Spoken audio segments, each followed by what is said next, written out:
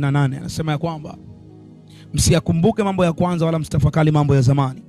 Tazama, ninatenda neno jipya nalo litachipuka. Ninafanya mito ya maji nyikani na njia jangwani. Tafsiri yake, Mungu ana kanuni ya kututendea mambo mapya kwenye maisha yetu. Lakini ili tuweze kuyaona mapya ni lazima tuyasahau yale ya zamani.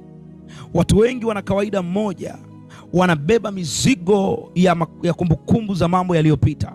Lakini kwa mujibu wa neno la Mungu, haijalishi jambo lilikuumiza, lakini kumbuka hilo halijakuumiza leo, bali lilikuumiza jana.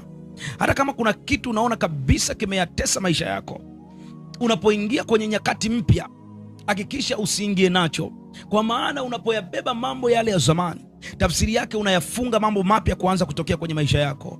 Neno la Mungu linasema msiyakumbuke mambo ya zamani wala msitafakari mambo ya kwanza.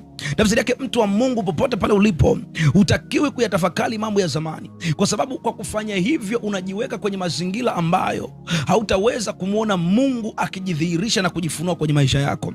Mungu huwa anatumia mlango wa kuyasahau mambo yaliyopita ili aanze kuyaleta yale mapya. Ndio maana Biblia inasema ya kwamba hata imekuwa mtu akiwa ndani ya Kristo amekuwa kiumbe kipya, tazama ya kale yamepita, sasa yamekuwa mapya. Maana yake lazima uruhusu ya kale yapite ili kusudi mapya yaanze kutokea kwenye maisha yako. Mapya hayawezi kutokea. Watu wengi wanasema ya kwamba nikipata kitu fulani ndio nitasahau hayo niliyoteseka, ndio nitasahau mateso yaliyopita. Hali ya kuwa kumbe Mungu anataka usahau kwanza ili aruhusu msimu mpya uje kwenye maisha yako. Hivyo ninakuombea mtu wa Mungu, popote pale ulipo, anza kuyasahau mambo yaliyokutesa, anza kuyasahau mambo yaliyokuumiza, na utamwona Mungu akijidhihirisha kwa msimu mpya kwenye maisha yako, katika jina la Yesu, amen.